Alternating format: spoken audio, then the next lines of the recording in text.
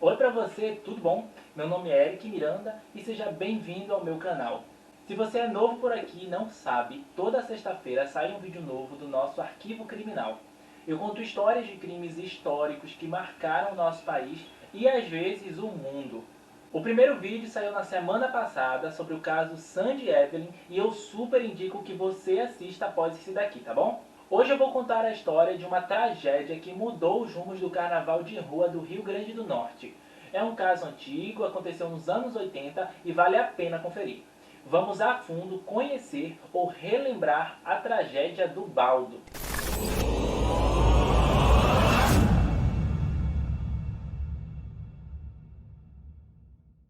Antes de começar o vídeo, se você gosta desse tipo de conteúdo, eu te convido a se inscrever no canal e ativar o sino de notificações para você poder ser avisado sempre que sair um vídeo novo. Deixa aqui o seu gostei e me ajuda a continuar incentivado a estar produzindo cada vez mais vídeos para vocês, tá bom? Então vamos lá! Para produzir o roteiro desse vídeo, a principal fonte foi o portal Lead Jornal. Eu vou deixar o link dos textos aqui na descrição, caso você queira se aprofundar mais nessa história. Essa história aconteceu na década de 80, na capital do Rio Grande do Norte, Natal. Naquela época a cidade tinha um ar bem provinciano, de cidade pequena mesmo. Era pacata, paradisíaca, turística e praiana. Era comum pessoas ficarem até altas horas nas calçadas de sua casa, até altas horas da noite, né, conversando, rindo, sem que houvesse um grande risco de assaltos e muito menos homicídios. Naquele tempo, a segurança ainda não tinha se tornado um caos, né, e os índices de criminalidade eram quase zero. O Carnaval de Natal, nos anos 80, estava entrando em sua era de ascensão. Era uma coisa bem grande mesmo. E se não fosse pelo fatídico Carnaval de 1984, talvez ele seria hoje uma das maiores festas do Brasil. Na madrugada de 25 de fevereiro daquele ano, o Rio Grande do Norte teria um dos capítulos mais tristes e trágicos de sua história. Foi no fim da noite do dia 24 de fevereiro, uma sexta-feira, que saiu nas ruas o maior bloco de carnaval de Natal, o Cordão do Puxa-Saco, que tomaria diversas vias da cidade até o amanhecer do dia seguinte. Calculava-se que milhares de pessoas pulariam no bloco noite adentro. Bom, dias antes foi realizada uma prévia carnavalesca com o bloco para arrecadar dinheiro para custear a festa do dia 25 e também para todo o carnaval, né? E bem, nesse período também aconteceu uma reunião dos dirigentes de outros blocos com a prefeitura para apresentação de propostas para o carnaval daquele ano. E entre as pautas estavam a captação de verba para a confecção de alegorias, fantasias, instalações de cordões de luzes e também palcos no local onde os blocos se concentrariam nos 3 dias da festa. Em contrapartida, os blocos disponibilizariam bandas e também estampariam na traseira dos carros alegóricos o slogan da cidade, que era Nossa Cidade Natal. Isso seria uma maneira de promover politicamente a gestão do atual prefeito, se utilizando de uma festa de grande apelo popular. E bem, todos saíram satisfeitos e cada bloco receberia 100 mil cruzados. Por volta das 9 horas da noite do dia 24, vários foliões já estavam concentrados na rua Luiz Dutra, no bairro do Alecrim. Ao longo do percurso do bloco, outras pessoas entraram na brincadeira e passaram a integrá-lo, né? Como acontece nos blocos, ele vai passando nas ruas e as pessoas vão sempre entrando, né, e sempre participando. O Cordão do Puxa-Saco seguia animado, com foliões apitando, se abraçando, enquanto bebiam e também cantavam as marchinhas tocadas pela banda, composta por 50 integrantes, a maioria militares, que puxavam o bloco. Bem, os participantes jogavam confete, serpentinas para o alto e seguiam andando. Naquele dia, as ruas não tinham nenhuma sinalização e não foram isoladas para a passagem do bloco, né? Os órgãos competentes da cidade, por acharem ela um município sereno, com ruas livres de carros, bem diferente do que é hoje em dia, eles não acharam que seria necessário terem esse cuidado e assim os foliões seguiram o curso.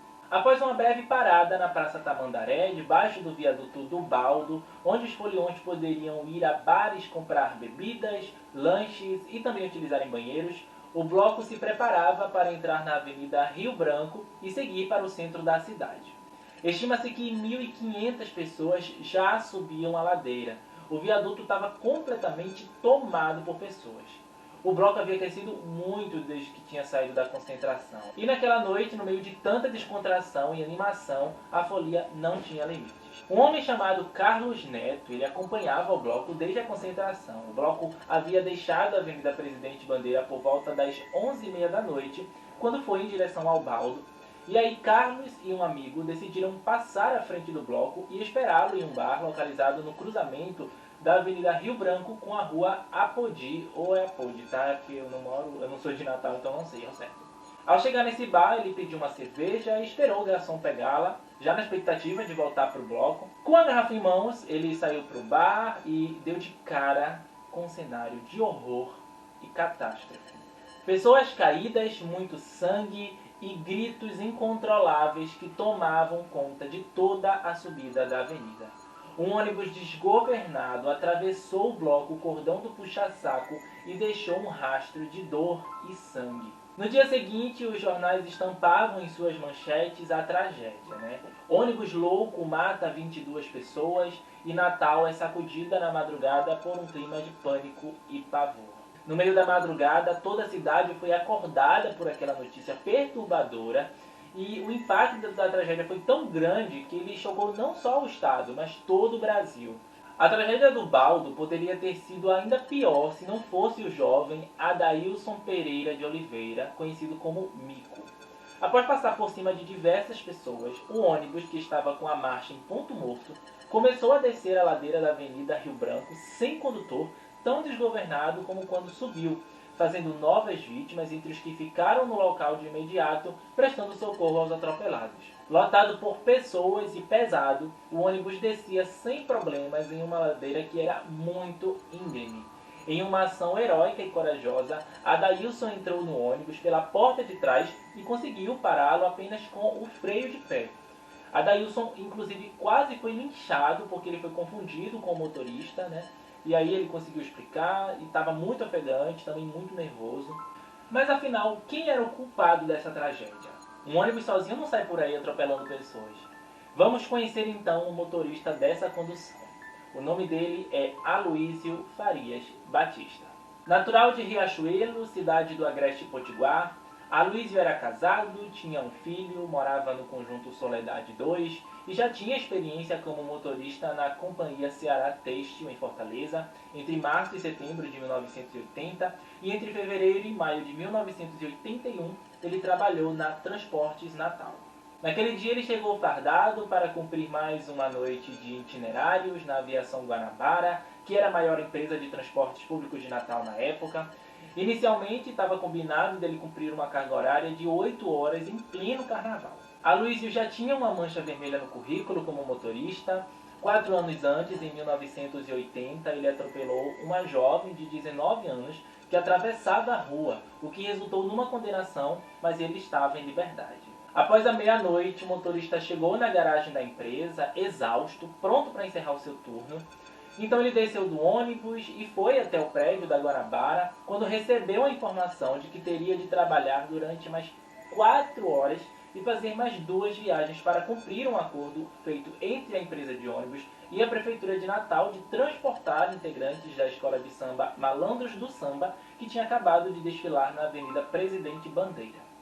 Sendo assim, Aloísio teria que atravessar novamente o centro da cidade e levar a banda até o barracão da escola, que ficava no bairro das Rocas. Claro que o Aloísio ficou revoltado com isso, ele protestou, falando que aquilo não foi combinado. Ele estava claramente furioso por estar esgotado e estressado. Mas, por fim, ele acabou aceitando fazer essa nova viagem, mesmo a contragosto. Ele subiu no ônibus muito irritado, pegou no volante com muita agressividade enquanto resmungava.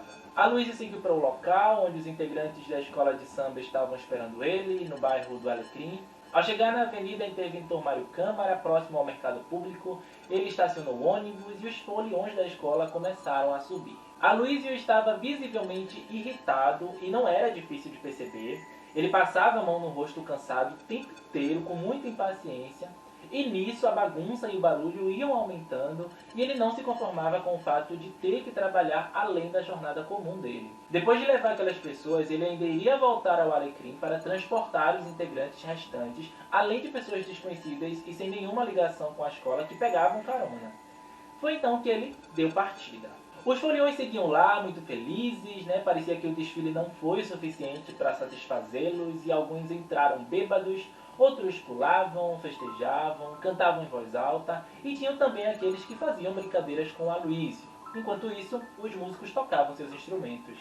Com toda essa bagunça, enquanto o ônibus já seguia sua viagem, Aloísio não suportou mais o tumulto, se virou e começou a discutir com os integrantes da escola de maneira bem agressiva. Ele alterava a voz, gesticulava, pedia para pararem e começou a se desentender com os dirigentes da escola de samba. Mas isso não fez com que a folia parasse não. Ele então acelerou ainda mais o ônibus. De lá de dentro do ônibus era impossível ver as janelas das casas porque ele estava correndo muito, a velocidade era muito alta. E a raiva de Aloísio aumentava junto com a velocidade. E aí ele parou de respeitar a sinalização e também os semáforos das ruas e os ultrapassava sem nem olhar. Ele também não fazia mais as curvas com cuidado e nisso os passageiros também tinham pressa e começaram a puxar constantemente a corda de campainha do ônibus e isso aí foi a gota d'água para o motorista. Ele estava transtornado e, de acordo com uma testemunha, o ônibus passou pelas avenidas Coronel Estevam e Coronel José Bernardo numa velocidade entre os 60 e 70 km por hora ou até mais. Nisso, os passageiros começaram a reclamar, pedindo para que a Aloísio fosse mais devagar, afirmando que eles poderiam acabar sofrendo um acidente. Nessa hora, o Aloísio respondeu enfurecido que se tivesse que morrer, morreria todo mundo. Por volta das 10 para 1 da manhã, ao chegar no trecho em que a Avenida José Bernardo passa a se chamar Rio Branco, o ônibus fez a curva antes da subida e, ainda correndo muito, ele bateu com a parte traseira perto da porta de desembarque, na lateral de um Fusca que estava estacionado em um canteiro logo após a Praça Tamandaré. Essa batida deixou a parte do Fusca atingida completamente amassada, assim como o ônibus, que teve as vidraças das janelas quebradas.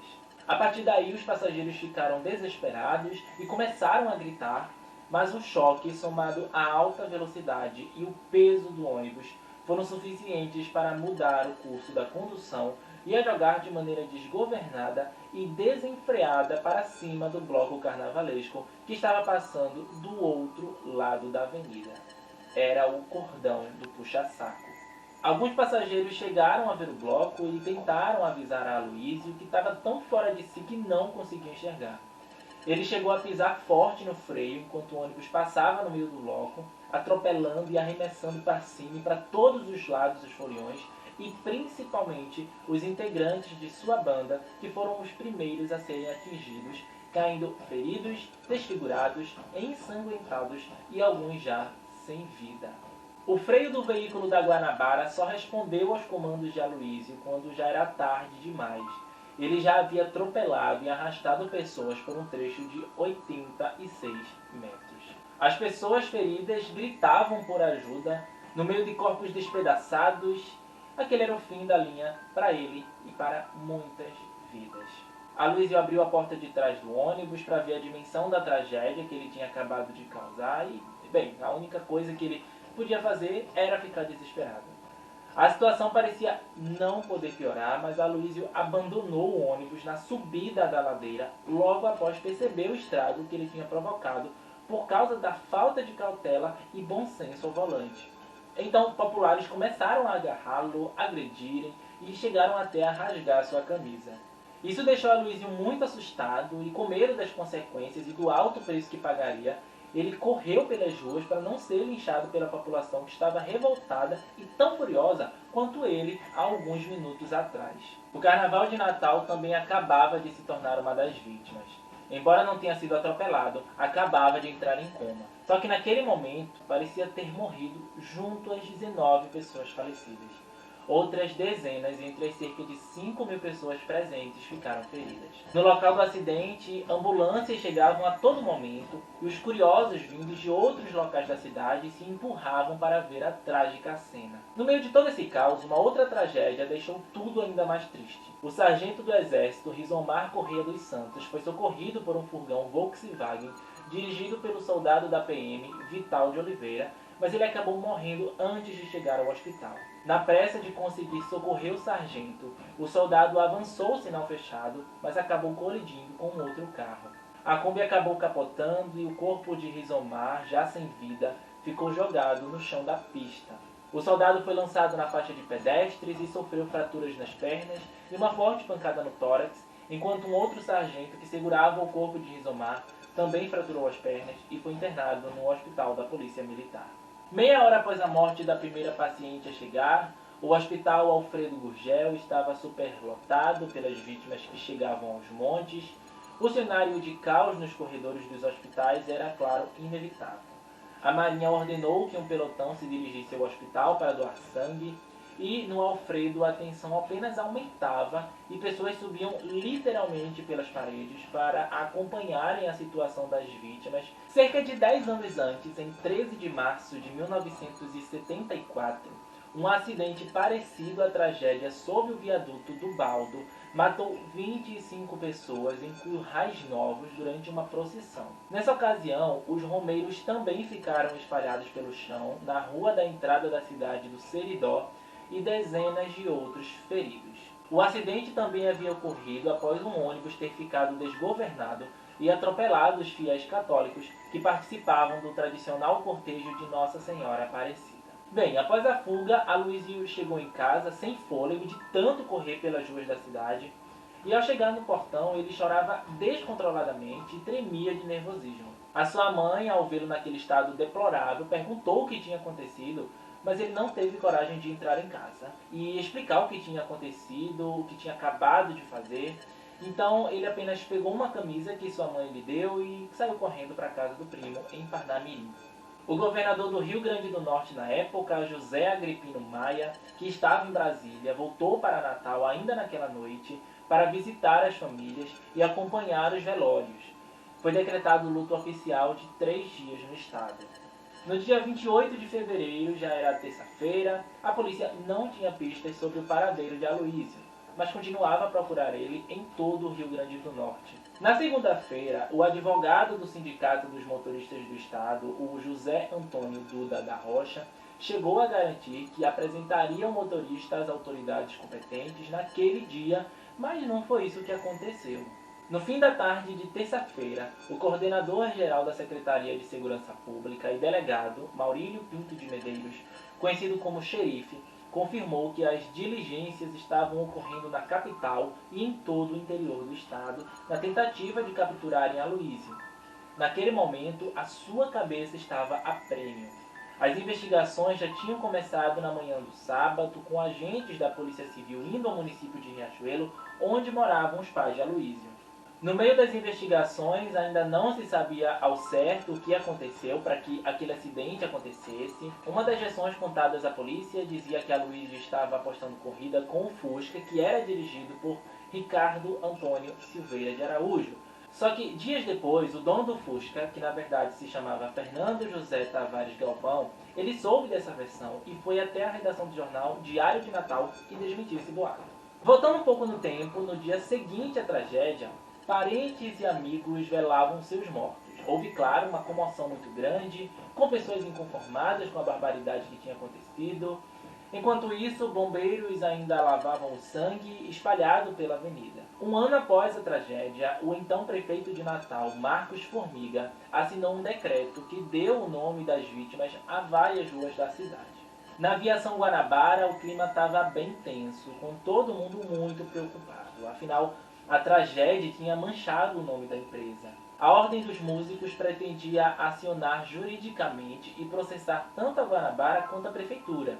Eles haviam deixado claro que lutariam até o fim para que todas as famílias dos integrantes da banda fossem indenizadas. Por fim, a empresa foi poupada criminalmente e toda a culpa foi jogada nas costas de Aloísio. De acordo com o superintendente de transportes urbanos, Carlos Batinga, foi apurado que não houve excesso de trabalho para o motorista e no dia do acidente ele havia cumprido apenas as 8 horas combinadas. Mas a perícia só se completaria com a presença do ainda foragido motorista. E é aí que a gente volta a falar de Aloísio. Após o acidente, toda a programação do Carnaval de Natal foi cancelada e todos os esforços agora eram para amparar as famílias das vítimas e encontrar o autor da tragédia. Na delegacia da cidade vizinha de Eduardo Gomes, atual Parnamirim, o delegado Arnold Pinheiro de Araújo recebeu uma denúncia.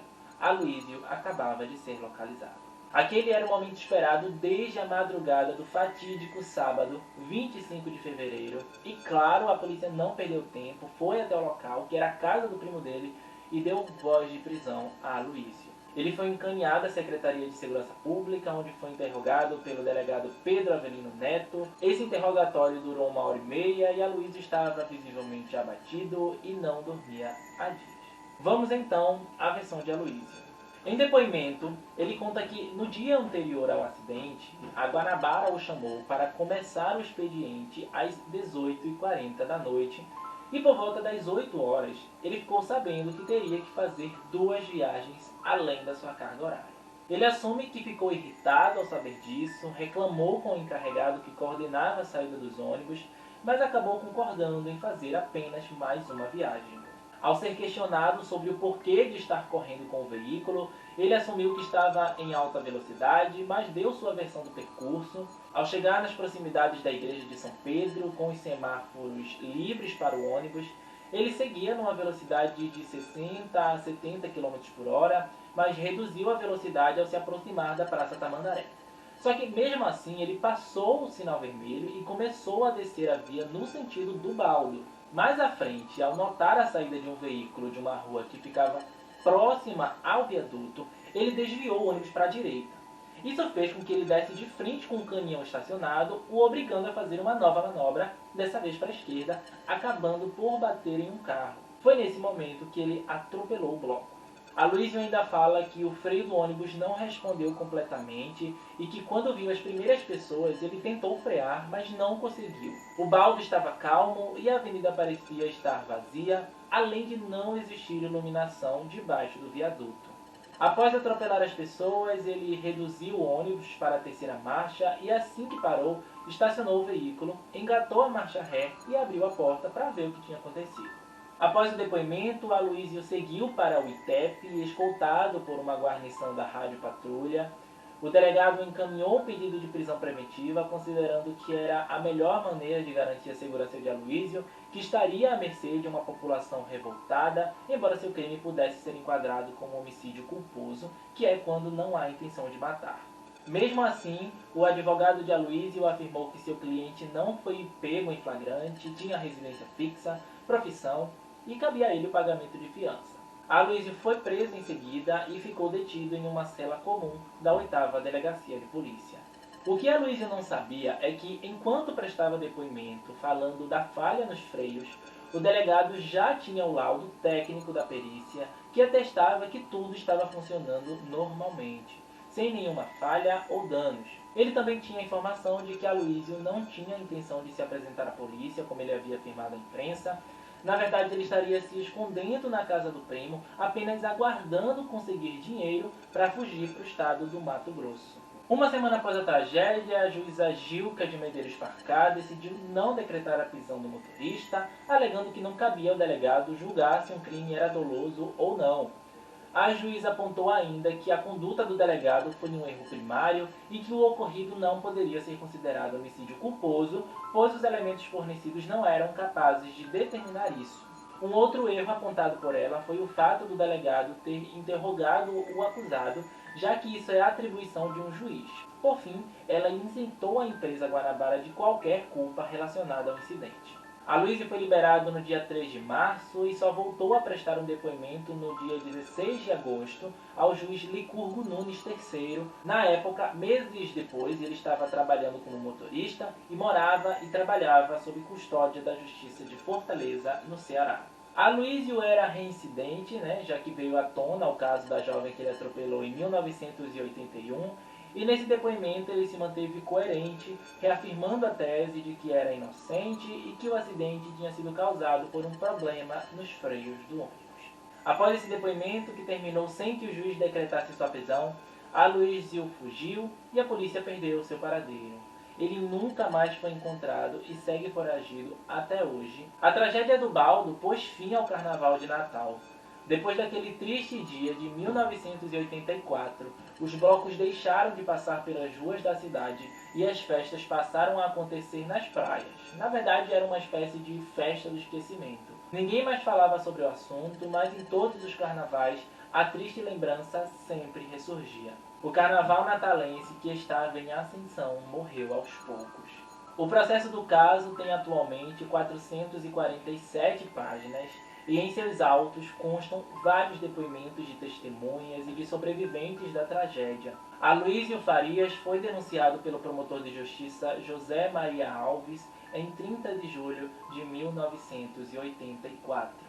Os homicídios só foram denunciados formalmente em 1997, mas Aloísio não compareceu à instrução processual. Foi agendado então um júri popular para acontecer em abril de 2009, antes que o crime prescrevesse em 2017.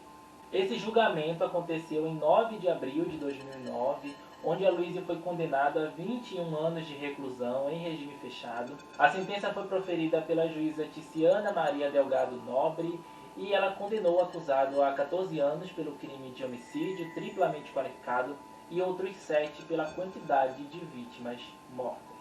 No final de tudo, esse julgamento foi apenas simbólico e só foi possível devido à Lei 11.719 de 2008, que altera o Código de Processo Penal. Antes dela, o denunciado só poderia ir a júri popular se estivesse preso e presente à audiência. Não se tem notícias sobre o paradeiro de Aloísio e ele segue foragido há quase 37 anos. Em dezembro de 2005, o programa Linha Direta da TV Globo exibiu um programa sobre o caso. Segundo boatos, na época, Aloísio morava no estado do Pará e foi denunciado de maneira anônima por uma vizinha. Só que ele descobriu e conseguiu fugir antes que a polícia chegasse até ele. No início de 2021, um homem foi preso, ele era morador de rua e foi encontrado durante uma operação do BOPE, acusado de ser Aloísio. Mas as digitais dele não bateram com a do assassino do Baldo. Enquanto isso, segue a procura e o mandado de prisão segue valendo até 2029. A tragédia do Baldo contribuiu fortemente para que o carnaval fosse excluído do calendário potiguar e da memória da população natalense. Os anos seguintes da década de 80 ficaram com a má fama de não comemorar a farra de Momo com a mesma força e intensidade de outras capitais nordestinas. O episódio foi lembrado pela imprensa durante todos os anos posteriores, na época do carnaval, e ainda hoje muito se fala sobre. A partir de 1991 surgiu o Carnatal, que seria o mais compatível com o Carnaval de Natal. A micareta acontece em dezembro e chegou a ser eleito pelo Guinness Book como o maior bloco de carnaval fora de época do mundo. Somente em meados dos anos 2000 que houve uma tentativa de ressuscitar o carnaval natalense, criando uma programação que tentava resgatar a folia meio apagada pelo tempo. Polos de carnaval foram criados e divididos por locais da cidade, mas muito pouco da memória e da história foi resgatado. Atualmente, quase 4 décadas depois, o Carnaval de Natal parece ter acordado do coma. Hoje se vê a população voltando às ruas, cheia de animação, com fantasias, adereços e copos de bebida nas mãos, em novos blocos que foram criados com o passar do tempo. Então é isso, esse foi o caso de hoje. Muito triste e revoltante, principalmente quando a gente sabe que o responsável está por aí, impune. Essa história é bem conhecida lá no Rio Grande do Norte, mas acho que hoje em dia ela é pouco falada, se é que é falada em outras partes do Brasil. Eu confesso que eu não conhecia esse caso e quando eu descobri eu achei muito interessante e eu espero que vocês também tenham achado. Se você gostou desse vídeo, deixa o seu like, me ajuda a fazer esse canal crescer, se inscreve, ativa o sininho das notificações e me segue no Instagram e no Twitter, que são esses que estão passando aqui na tela. A gente se encontra sexta-feira em mais um Arquivo Criminal. Tchau!